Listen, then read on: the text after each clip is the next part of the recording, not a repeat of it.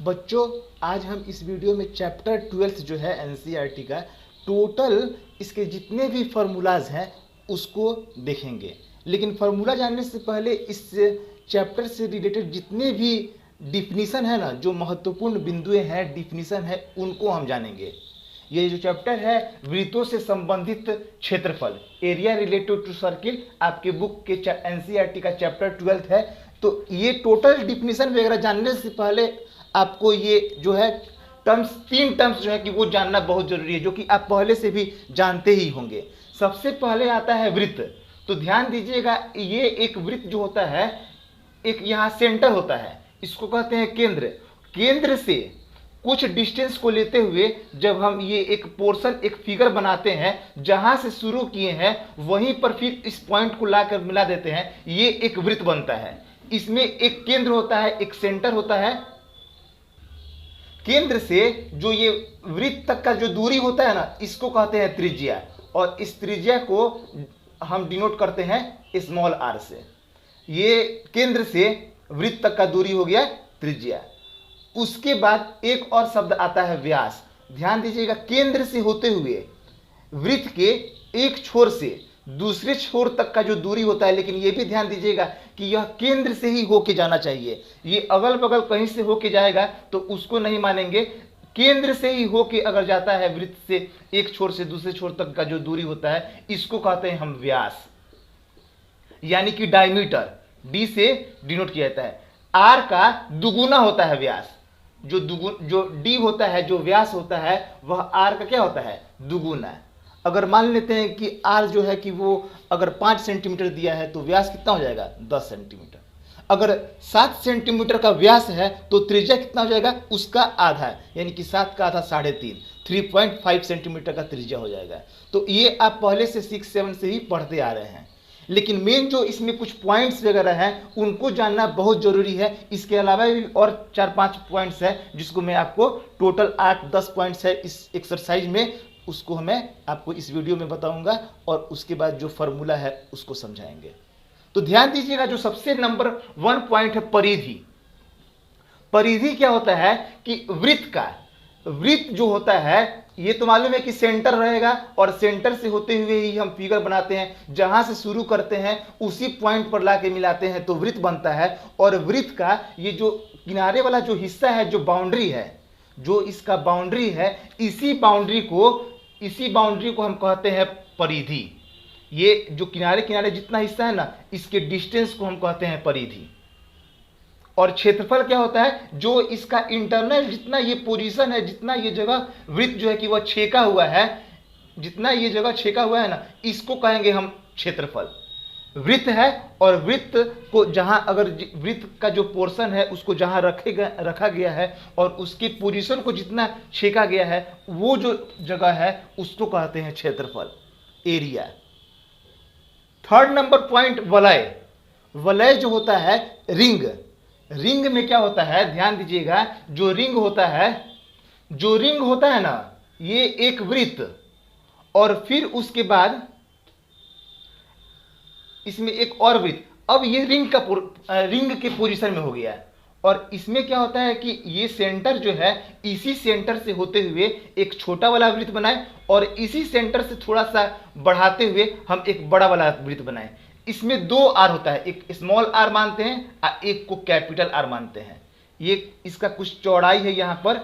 Centre से होते हुए हम एक छोटा वृत्त बनाए, और फिर एक बड़ा वृत्त बनाए थोड़ा सा बढ़ाते हुए उसी पॉइंट से। और ये जो होता है कि वलय होता है, रिंग होता है। रिंग में कभी भी 2 आर आता है, जिसको या तो आप R1 और R2 मान सकते हैं, या फिर स्मॉल आर या फिर और कैपिटल आर मान सकते हैं। ये सब टर्म जो है कि आपको बुक में एक्सरसाइजेस वगैरह में मिलेगा। फिर आता है जीवा। जीवा क्या होता है? ये एक सर्किल हो गया, और सर्किल का ये सेंटर हो गया। ये सर्किल के ना एक कॉर्नर से दूसरे कॉर्नर तक जो भी रेखा मिलाते हैं ना, ये टोटल रेखा, ये जो रेखा जाता है, चाहे वह सेंटर से होके जाए या फिर सेंटर से होके नहीं जाए, ये टोटल जो लाइन खींचे हैं हम एक कोना से दूसरा कोना तक, इसी को कहते हैं जीवा कहते हैं। इसको क्या कहेंगे? जीवा। तो एक बात आप इसमें ध्यान दीजिएगा कि जो जीवा होता है वह केंद्र से भी होकर गुजर सकता है, लेकिन केंद्र से जो होकर लाइन जाता है उसको तो हम व्यास भी कहते हैं, अभी आपको कुछ देर पहले बताया। तो ये क्वेश्चन ऑब्जेक्टिव में 1 नंबर का जरूर पूछता है, ज़्यादातर मतलब कि देखते हैं कि वो पूछता है कि वृत्त के सबसे बड़ी जीवा को क्या कहते हैं, तो व्यास कहते हैं। जो व्यास होता है वह वृत्त का सबसे बड़ा जीवा भी कहला सकता है। सब जीवा व्यास नहीं हो सकता है, सब जीवा को आप व्यास नहीं कह सकते हैं, लेकिन व्यास को आप जीवा कह सकते हैं। ये बात जरूर आप नोट कर लीजिएगा, ध्यान दीजिएगा कि ये जो व्यास है उसको हम जीवा कह सकते हैं, और सबसे बड़ा जीवा क्या होता है, वह व्यास होता है। उसके बाद देखते हैं नेक्स्ट जो पॉइंट है, ये छेदक होता है। यहाँ पर एक पॉइंट जो है ये छेदक, ये छेदक यानी कि सेकंड। ये जो छेदक क्या होता है कि अगर कोई वृत्त बनाए हैं तो वृत्त को जो पॉइंट काटता है ना, जो लाइन वृत्त को प्रतिच्छेद करता है, प्रतिच्छेद करता हुआ मतलब कि बाहर भी निकले, इसी को कहते हैं क्या, हम छेदक कहते हैं। इंग्लिश में इसको सेकंड कहते हैं। अब नेक्स्ट और जो पॉइंट्स है उसको देखते हैं। जो नेक्स्ट पॉइंट है चाप, इसको कहते हैं आर्क। ध्यान दीजिएगा, टोटल चैप्टर का ना, ये जो 12th है ना, इसका एक भी पॉइंट आपको इस वीडियो से मिस नहीं होगा। टोटल फार्मूलाज और डिफिनीशन, अब इसके बाद कोई आपको डाउट नहीं रहेगा। एक्सरसाइज समझने में बहुत मतलब कि आपको आसानी रहेगा, ज़्यादा परेशानी नहीं होगा। जो नेक्स्ट पॉइंट आता है चाप, केंद्रीय कोर, अर्धवृत्त, त्रिज्याखंड और वृत्तखंड, ये टोटल अभी तक 10 हुए। तो इसमें जो छठा नंबर है चाप, ये चाप क्या होता है कि जो भी वृत्त बनता है इसका ये जो सेंटर है, सेंटर से जब हम 2 रेडियस खींचते हैं, जब सेंटर से हम 2 रेडियस अलग अलग जगहों पर खींचते हैं, ये मान लेते हैं कि ए पर खींचे और एक ओ भी खिंचाया, ये दोनों आर है। सर्किल में जहां भी आप रेडियस खींचिएगा सब आर का जो वैल्यू होता है वो बराबर ही होता है। तो ये जो आर यहां पर है, इससे जो ये लाइन है ए बी, ये जो ए बी है ना, इसको हम ऐसे डिनोट करते हैं, यही कहलाता है चाप। ये जो ए और बी है, जो ये सर्किल के ही पोर्शन में घुमावदार है, ये ऊपर डिनोट करते हैं ए बी पर ऊपर, और ये होता है चाप। चाप भी जो होता है, जो आर्क होता है, वह 2 तरह का होता है। एक लघु चाप होता है, यानी कि उसको कह सकते हैं माइनर आर्क, और एक हो गया मेजर आर्क, यानी कि लघु चाप और एक हो गया दीर्घ चाप। एक लघु होता है और दूसरा जो होता है दीर्घ होता है। तो जो लघु चाप होता है उसको डिनोट कर दिए ए बी से, तो दीर्घ चाप को क्या डिनोट करेंगे, बी ए। अगर बी ए कह दिए ना, तो बी ए का मतलब कि यहीं से जाएगा, ये नहीं कि बी ए इसको ले लें। ए बी कहे तो ए से लेके बी तक, और बी ए कहने का मतलब बी से लेके ए तक घुमावदार, ये भी चाप है, लेकिन कौन सा चाप है, ये दीर्घ चाप है। अगर क्वेश्चन में सिर्फ चाप लिखता है तो हम उसको लघु चाप ही मानते हैं, लेकिन अगर उसमें कंडीशन लगा दे कि यह दीर्घ चाप है, तब तो उसको दीर्घ चाप मानते हैं। अब उसके बाद आता है केंद्रीय कोण। यह केंद्रीय कोण क्या होता है, यानी केंद्रीय, नाम से ही पता चल रहा है कि केंद्रीय यानी कि केंद्र पर होगा कोण, ऐसा कोण जो केंद्र पर हो। ये वृत्त है, और वृत्त के केंद्र पर जो भी कोण बनता है, जिसको हम थीटा से या फिर जो भी नाम से उसको डिनोट करें, ये जो कोण बनता है इसी को कहते हैं हम केंद्रीय कोण, सेंट्रल एंगल। सेंटर पे बन रहा है एंगल, सेंट्रल एंगल 30 डिग्री का भी हो सकता है, 60 डिग्री का भी हो सकता है, 20 डिग्री का भी हो सकता है। ये इसका भी बहुत जगह जगह जरूरत पड़ेगा इसका। फिर उसके बाद आता है अर्धवृत्त। अर्धवृत्त को बताने से पहले मैं आपको त्रिज्याखंड बता दे रहा हूं। त्रिज्याखंड जो होता है, जिसको सेक्टर कहते हैं, ध्यान दीजिएगा कि सर्किल और सर्किल में जितना कोण बनाते हुए, और यहाँ पर जो चाप होता है जिसको हम एल से डिनोट करते हैं, इसको यूज करते हुए जो पोर्शन हम इसमें से कट करते हैं ना, ये जो पोर्शन हम बनाए हुए हैं यहाँ पर ए ओ बी, जो ये बना हुआ है ना ए ओ बी, इसी ए ओ बी को ना हम कहते हैं त्रिज्याखंड। जो ये पोर्शन बना हुआ है, ये जो हिस्सा है, इसको कहते हैं हम त्रिज्याखंड। सोचे कि इसी फिगर पे हम इसको बता दें, इसीलिए हम समझा दे रहे हैं पहले त्रिज्याखंड आपको, फिर उसके बाद 8 और 10 नंबर समझाएंगे। त्रिज्याखंड क्या होता है कि यह जो अगर हिस्सा हम यहाँ पर जो बनाए हैं ए ओ बी का, वही हिस्सा कहलाता है त्रिज्याखंड। इसमें एक कोण बनाते हुए त्रिज्या का यूज करते हुए जो कोण बनता है उसी को कहते हैं हम त्रिज्या खंड। और त्रिज्या खंड जो होता है कि वह दो प्रकार का होता है, जैसे ये चाप होता है वैसे ही त्रिज्या खंड होता है। एक होता है लघु त्रिज्या खंड और एक होता है दीर्घ त्रिज्या खंड। सबसे अधिक हमको इसी के बारे में इसमें पढ़ना भी है, जिसका कुछ फॉर्मूलाज वगैरह भी होता है जिसको मैं आपको समझाऊंगा। लेकिन उससे पहले आप समझ लीजिए कि त्रिज्या खंड जो होता है ये हिस्सा कहलाएगा लघु त्रिज्या खंड, और जो बाहर का हिस्सा है ना टोटल, ये यहाँ से जो बनते हुए ये जो जा रहा है हिस्सा, ये कहलाता है दीर्घ त्रिज्या खंड। छोटा वाला हिस्सा, जैसे ना केक आप काट रहे हैं तो केक का जो ये हिस्सा कटता है उसी हिस्सा को कहेंगे हम क्या, लघु त्रिज्या खंड। और बाकी जितना पोर्शन बच जाता है वो बाहर का हिस्सा, ये हिस्सा, इसको कहेंगे हम दीर्घ त्रिज्या खंड। तो आई होप आपको जरूर समझ में आ रहा होगा। उसके बाद ध्यान दीजिएगा अर्धवृत्त। ये अर्धवृत्त क्या होता है, वृत्त को, अगर ये वृत्त है और वृत्त का ही एक, अगर ये सेंटर है ना, व्यास के रूप में जब हम ये पोर्शन काटते हैं ना, आधा आधा कर दे, अर्ध का मतलब होता है आधा, सेमी का मतलब हो गया हाफ, और वृत्त का मतलब कि ये जो वृत्त है, वृत्त का ही जो हम पोर्शन हाफ किए हैं, इसी हिस्सा को कहते हैं हम अर्धवृत्त कहते हैं। ये हिस्सा क्या होता है, दो अर्धवृत्त में, वृत्त जो है कि वह व्यास से काटने पर ही दो अर्धवृत्त हमको मिलता है। और कहीं हिस्सा से काटिएगा तो अर्धवृत्त जो होता है कि वो वृत्त जो है कि वो हाफ नहीं होता है, अर्धवृत्त का हिस्सा व्यास से होते हुए ही गुजरता है। और उसके बाद जो त्रिज्या खंड तो मैंने आपको पहले ही बता दिया। अब वृत्त खंड क्या है, तो वृत्त खंड में ध्यान दीजिएगा कि वृत्त खंड को कहते हैं सेगमेंट। ये जो हम जीवा खींचते हैं ना, ये जो हम जीवा खींचे हैं, मान लेते हैं ए बी, ये जो जीवा खींचे इसके नीचे का जो हिस्सा है इसको कहते हैं सेगमेंट, वृत्त खंड। वृत्त का खंड, वृत्त का जो खंड करते हैं, जो सेगमेंट है, इसी पोर्शन को कहते हैं हम वृत्त खंड। और वृत्त खंड भी दो तरह का हो सकता है, एक लघु वृत्त खंड और एक हो सकता है दीर्घ वृत्त खंड। ये जो छोटा वाला हिस्सा है इसको लघु वृत्त खंड कहेंगे, और जो ये बड़ा वाला जो इधर ऊपर का हिस्सा है इसको हम दीर्घ वृत्त खंड कहते हैं। तो आई होप आपको ये टोटल जो है पॉइंट्स वगैरह समझ में जरूर आए होंगे। अब हम जो इससे रिलेटेड जो फार्मूलाज वगैरह है उसको देख लेते हैं, ताकि आपको बीच बीच में जो एक्सरसाइज हम पढ़ाएं तो उसमें इसका ज़रूरत, मतलब कि उसमें फिर से समझाना नहीं पड़े। सबसे पहले मैं आपको ये 6 फार्मूला बताता हूँ, जो कि ये ध्यान दीजिएगा। एक वृत्त हो गया ये, तो वृत्त का ये जो होता है पोर्शन, इसको हम आर कहते हैं, रेडियस, और केंद्र से होते हुए जो लाइन जाता है इसको कहते हैं हम व्यास यानी कि डी। तो वृत्त की परिधि क्या होती है, वृत्त का परिधि जो होता है, जो एक कॉर्नर से और दूसरे कॉर्नर तक का जो दूरी होता है, जो डिस्टेंस होता है, सरकमफेरेंस होता है, तो वृत्त का सरकमफेरेंस क्या हो गया, 2 पाई आर। अगर हमको त्रिज्या मालूम है तो 2 पाई आर फार्मूला का यूज करेंगे, और अगर व्यास पता है तो ये ध्यान दीजिएगा 2 और आर, डी जो होता है वह 2r के बराबर होता है, जो व्यास होता है वह त्रिज्या का दुगुना होता है। तो हम इस 2r के जगह पर क्या लिख सकते हैं, d भी लिख सकते हैं। अगर व्यास पता है तो इस फार्मूला का यूज करेंगे, वरना 2 पाई, अगर त्रिज्या पता है तो 2 पाई आर का यूज करते हैं। और वृत्त का क्षेत्रफल का फार्मूला क्या होता है, पाई आर स्क्वायर। हाँ, और एक बात की, पाई का जो वैल्यू होता है वह फ्रैक्शन में देखा जाए तो 22/7, अगर डेसिमल में रहता है तो 3.14 तक हम यूज करते हैं।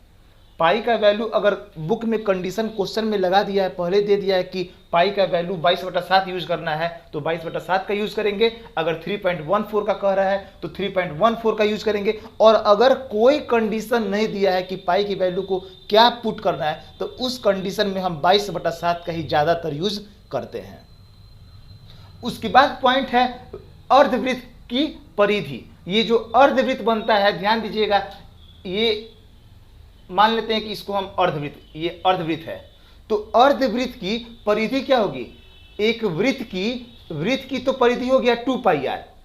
तो वृत्त का परिधि, और ये वृत्त का ही ना आधा हिस्सा है, तो 2 पाई आर, ये वृत्त हो गया, वृत्त का हिस्सा हो गया 2 पाई आर, और इसको हम आधा कर दिए तो ये सिर्फ इतना जो हिस्सा है ना वह पाई आर बच गया। ये हिस्सा क्या हो गया, पाई आर। लेकिन यहाँ जो केंद्र पर दो जो त्रिज्याएं हैं, क्योंकि परिधि का मतलब होता है कि टोटल किनारे वाला ना जितना भी पोजीशन है, पोर्शन है, वो सब का योग।